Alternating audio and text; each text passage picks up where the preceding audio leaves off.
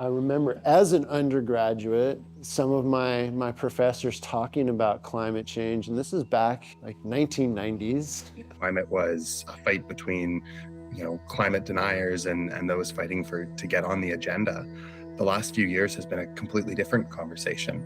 Climate's on everyone's agenda. It's just a question of how we deal with it. It feels like there are forces, unseen forces, like beyond the understanding of any singular youth organization that affect like where finances are mobilized. We have come leaps and bounds, and even in the past 10 years, at answering those questions more articulately.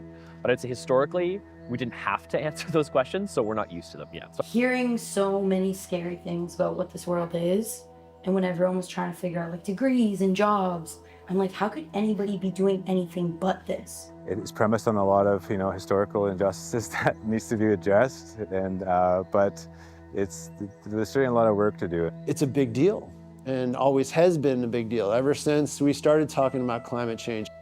It's a really dark. It's like this darkness that I can't see the solution.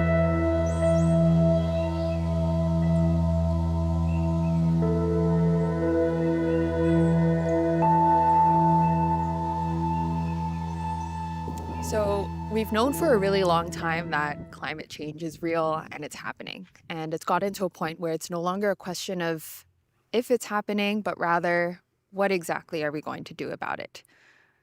And I wanted to figure out and learn about what that looks like. So I found some answers in my backyard here in Vancouver. Local experts at the forefront of transportation and agriculture, clean electricity and carbon removal to figure out why is it that we haven't solved climate change yet? And what's stopping us from doing that? We've got technologies, we've got services, we've got design processes, we have all these different things we need to do for climate change. The International Energy Agency has identified clean hydrogen as one of the main pathways or the main technologies available to us for a net zero. There are some parts of the economy that aren't very easily electrified. The technology might not be ready for that, for these applications, or it might be extremely costly. So in places where it's difficult to electrify, clean hydrogen is a complementary form of energy to these other major baskets. Vehicles in BC have been an excellent example. I mean, we lead the country in electric vehicle deployment by a lot. Interesting question about whether BC starts to explore offshore wind as well as onshore wind, but there's the actual generation of electricity from renewable sources. Hesquit Nation is on the coast, and they're a really good example because they displace 90% of their diesel using a micro run-of-river project and solar PV, like a little microgrid. And anything else, Canada starts from a position of leadership. So we nationally, if you look at the big picture, Canada has something like an 87% clean electricity grid nationally. We're way ahead of most other countries.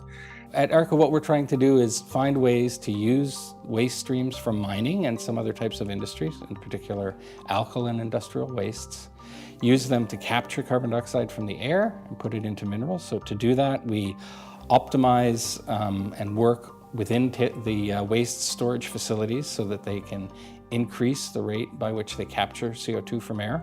So a lot of these wastes are naturally reactive to CO2 in air, but at very low rates. By managing things like the water content, the surface area, and the alkalinity, we can enhance those rates of capture. We are talking about building an industry that builds to the gigaton scale in, maybe 20 or 30 years. If you look at the range of technologies that we have out there, this idea of, being able to remove billions of tons of CO2 per year from the air and store it durably just sounds mind-boggling.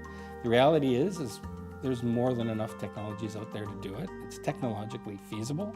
I mean, one of the practices that I have explored a little bit, but that shows a lot of promise is biochar. A really good example of a beneficial use of biochar would be to take prunings from a orchard or a blueberry field, and then under specific conditions you combust that material, and it turns it into a really stable carbon product that can then be applied to the soil, and it helps store nutrients and cycle nutrients. We clearly have all of these solutions, but the thing about solving for climate change is it's not just as simple as reducing our emissions. All of these solutions inherently rely on industries that we depend on for our everyday lives. How we power our homes, travel to and from work, how we fuel our bodies. And if we look at climate solutions as an issue of substitutions, that's where it gets difficult, because we need to find the substitutions that not only allow us to fulfill those needs that we have, but also reduce our emissions. And on top of that, we have to do it at scale.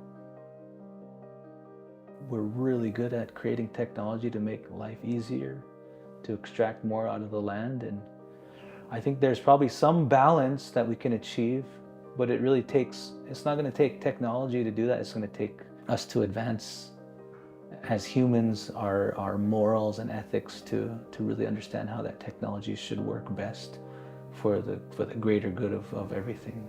I think as with everything right now, the pace of change across any sector with any technology is so great. There is this sort of, people know things are going to change, people expect new technologies. There is this uncertainty with anything, and there is almost this sort of waiting to see what actually sticks. But there's an over-reliance on that technology to be able to solve all of our problems because they assume unlimited growth. We view a lot of it as like distractions. Yeah.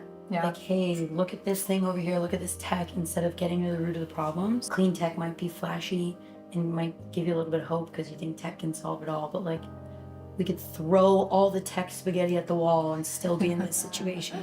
There are technological improvements that are needed, but I think those challenges are much smaller than the challenges that we have around accepting that economic pathway, what that means in terms of transitioning our energy systems, and also the international and global cooperation it's going to require.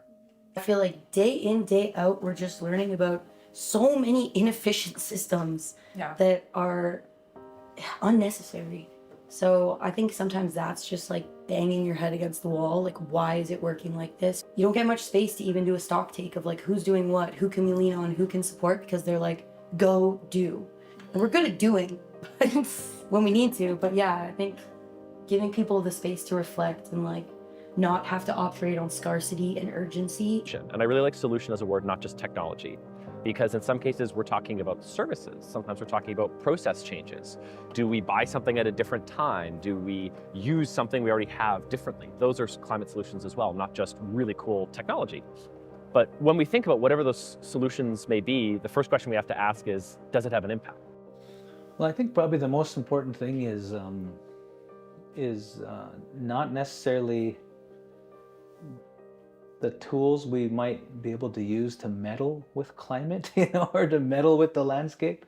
I think it's more about the ethics and the values that we choose to apply when we're choosing to interact with our landscape. I think, like any cultural group across the globe at one point in time was living pretty well in tune with their ecosystem because they had to. There was no technology to pull us out of the wills of nature, if you will.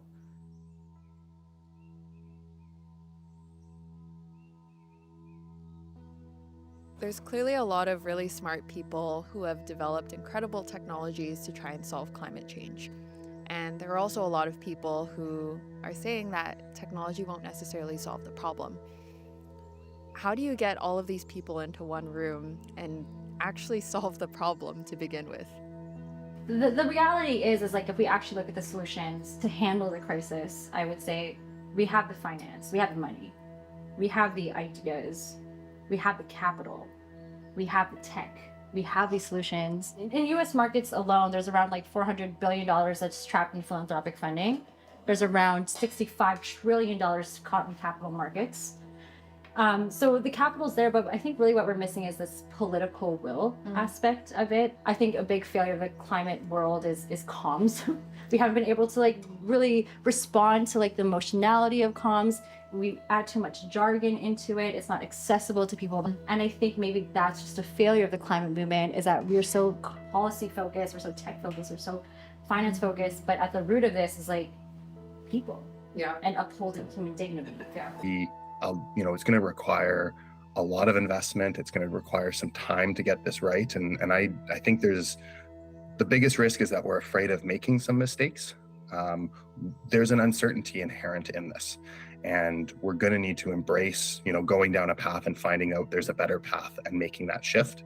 But that's where having a really transparent, really collaborative process and one that involves people in this discussion around how we're going to move through this. I think we're all recognizing that we need each other. The histories of the past we need to actually just all come together and say, well, we have a very short timeline. We need to take climate action, and we need to reduce our greenhouse gases. We need to make sure we get non-emitting electricity into our grid as soon as possible. That way we can meet our rising demand and ensure that also that British Columbia is an attractive place to invest, so people have good jobs. This is a good place to live and work. We've been in a boom for 150 years, if you like, in terms of the fossil fuel economy. And now, as we look at the degradation of all the natural systems we depend on, I think a lot of us look down the line of that and see a bust coming. The question is, how big is it going to be? Who benefits? Who loses in that transition, and in some of the negative consequences of that? On the flip side, as we look at all the opportunities and the climate solutions that are coming, how do we get excited about the right ones, be credulous and strategic about where maybe something isn't going to work? And how do we, I think, really crucially, make sure that the benefits that we do accrue from those solutions get equitably distributed? We don't want to leave people behind in this big transition we're amidst. The private sector has done a really good job at getting things built, but getting it into the hands of people and getting us closer to solving climate change is a whole different story. What does it take to actually cross that bridge into adoption?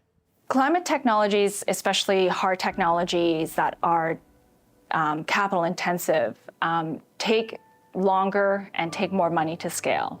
That is a unique challenge faced by climate technologies that many other technology companies, broadly speaking, may not be faced with. Some folks have spoken about why venture hasn't worked well for climate in the past. They've talked a lot about sort of the investment horizon that venture capital firms typically look at, which is 5 to 7 years. Where we are trying to look at things differently when we think about hard tech climate technologies is that that time horizon needs to be a bit longer, and investors with a bit more patience are better suited and better set up to support these companies through that journey. So for us, we look at being patient and taking a long-term view when we make investments into climate technology companies in the hard tech space. And would you say this is more of like a recent phenomenon, or folks have always known that climate needs to be a longer-term investment, longer-term thing? That's our experience, has been that we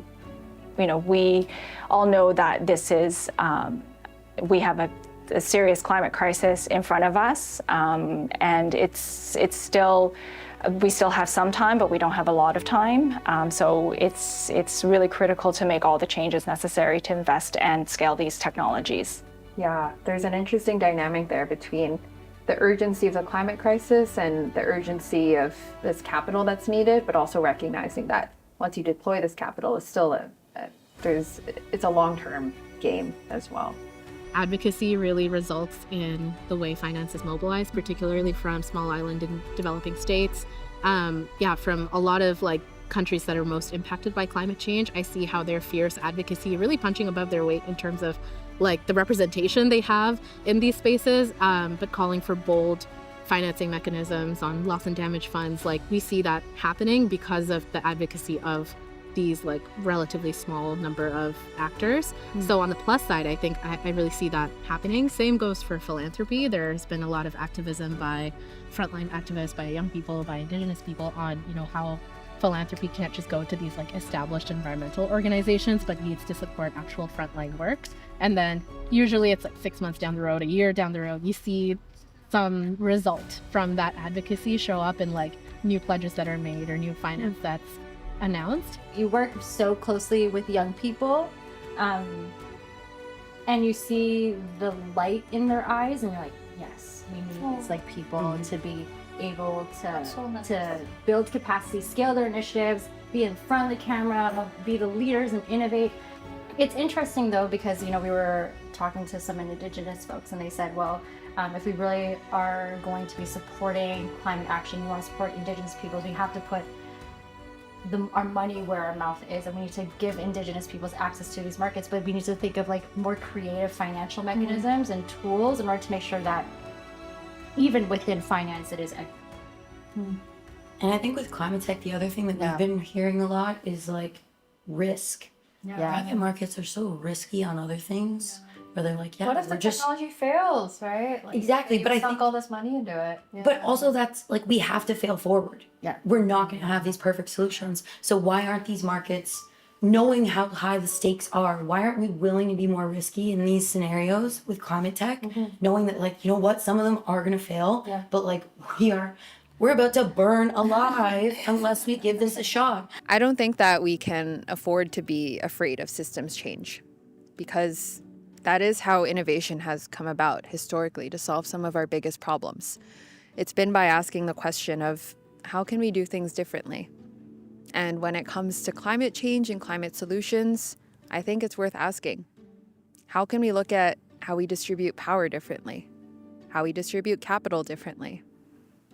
And how our innovation comes to life to solve perhaps our most urgent and pressing problem of our time. What consumers should be aware of is that there is no silver bullet, and that, you know, we need to be educating ourselves as best as possible.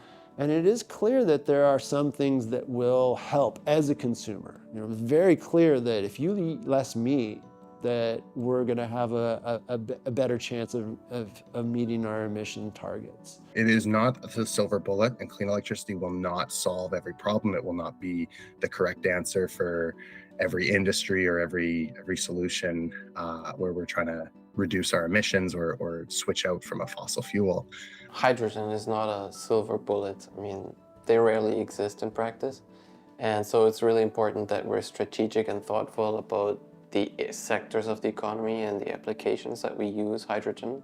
We'll be navigating this climate challenge where there's a lot of like media attention and noise and a sort of natural focus on, I think, novelty and emerging technology. And while I think innovation is incredibly important, and especially in young people to like foster that interest in innovation, I would also hope that we bring similar level of energy to existing solutions we have at hand, to decentralized solutions, because they have so many co-benefits in terms of community participation and job creation, in civic engagement, in spreading out power in both the like energy sense and the political sense. If we conceive of climate action as a fundamental economic transition, there is right at the front end of that this really unique opportunity, which is to shift some of the economic structures that we live in that are unfair, that are inequitable.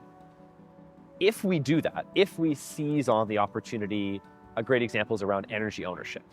So right now we have this big utility model where, you know, in BC, somewhere a million miles away is this dam that I guess it has hydro in it, whatever, and, you know, I turn on the light switch, everything works, right? We're very disconnected from that. But if we see the energy transition as an opportunity to change that a little bit, maybe you and I are owning, or at least co-owning maybe, some of the energy we depend on every day, the production, the transmission, the storage, et cetera. If you and I are historically at the whims of, let's say we're in a private power market, prices go up, they swing wildly around. If we're at the sort of mercy of that system, well, the energy transition is now a chance to change that, to move towards a more stable, community-owned, empowering way of relating to energy. That's the kind of opportunity that this economic transition offers us. If we seize those kinds of chances when they come up, we are not only going to produce economic growth, which we still want, we are not only going to create the climate outcomes we're looking for, we're going to create resilience in those economic structures. Because if you and I are co-owners in our energy system, we're probably going to want to protect it, right? We're going to want to take care of it. We're going to want to maybe expand it and make it more efficient over time and all of those things. But if it's disconnected a million miles away from us, we probably don't care as much. Or we may feel disempowered and unable to relate to it. So if we're the ability of the energy, economic, climate transition, all those to converge with positive outcomes is really there. And I think if we are doing it in an equitable way, fundamentally what we're doing is making it more resilient. We're making it more stable in the face of all these threats and challenges that are going to come up in the coming decades, because it's going to be a bumpy ride. Like, the climate is changing very quickly, and we are at its mercy right now. We find ourselves at this in between, and maybe we should look at it as an opportunity instead of a problem. An opportunity for us to build a world that we can actually be proud of. And I think everybody recognizes that the energy transition in particular is an all of society problem. Everybody's involved, so everybody's asking questions. It's not just two engineers sitting on a workbench. It's people like you and I, it's everyday citizens, it's kindergartners, all saying, what does this mean for me? I work with a lot of really passionate technical people. Engineers, planners, policymakers who are like, if we just tweak this one thing, if we just had this policy, if everybody would just listen to us, the scientists, if everybody would just listen to us, we could get somewhere where we want to get to. But as you say, people come from these radically different perspectives. And me yelling at you in my technical language when, say, you're a technical person too, you have a different one, you can yell at me. Are we really learning anything? Are we getting anywhere? No. It starts with the heart. It starts with relationships. It starts with everyday people sitting down and recognizing that, someone who works in the oil patch today, I'm gonna guess, and I've met a lot of these folks, they get up with a lot of the same ambitions you and I might, as sort of climate people. They want to feed their family, they want a good job, they want a beautiful place to live that's safe and clean and healthy. But they, and many of us, all of us in different ways, are caught up in systems that prevent us from doing, as I said, those better things. So if we can understand one another that we're all looking for some fairly fundamental and basic things, I think we're on the right track. It's a really dark, it's like this darkness that I can't see the solution. But what I see is the path forward is really a mutual understanding of how similar we are than dissimilar. That seems to be that's the beacon of hope, is that I want to show people how our research traditions are similar rather than dissimilar. I think there's always a need for R&D for developing new technology and new technological solutions, and it makes sense to me that there's industry interest in pioneering something new, receiving funding for it, for countries to have an interest in being the leader in a certain technology. So I think that makes sense, and I understand why funding's mobilized that way. But I also worry that there isn't that same level of energy for other solutions. There's a lot of existing technologies, existing climate solutions that are chronically underinvested in. Things like energy efficiency, the rate of improvement in energy efficiency globally is so much slower than it should be to meet our emissions reductions goals. And that does worry me, because these are technologies that largely exist, could also use innovation funding, could have numerous co-benefits in job creation and improving health, livelihoods for communities, but continue to not receive that level of media attention, policy attention, or investment, excitement, and energy that newer technologies or emerging technologies do. So that I do worry about, is whether these, at work we always call them unsexy solutions, whether the unsexy solutions are receiving the level of attention that we think they deserve based on their emissions reductions potential. And it's almost, people are really afraid of disruption when you have this investment in tech, but the more disruptive thing to do is inaction, because what is that going to lead to? We're not going to be able to learn from our mistakes. We're going to be stuck in the same silos that we are. We're not going to be able to innovate, and we have these extreme weather events, and then all these things are going to perpetuate, and that is actually more disruptive than actually taking action imperfectly. I mean, if it's not scaring you, if it's not uncomfortable, if you're not afraid of it, then it's really kind of not worth doing. We have to be really ambitious with our goals. We only have 70 months until 2030.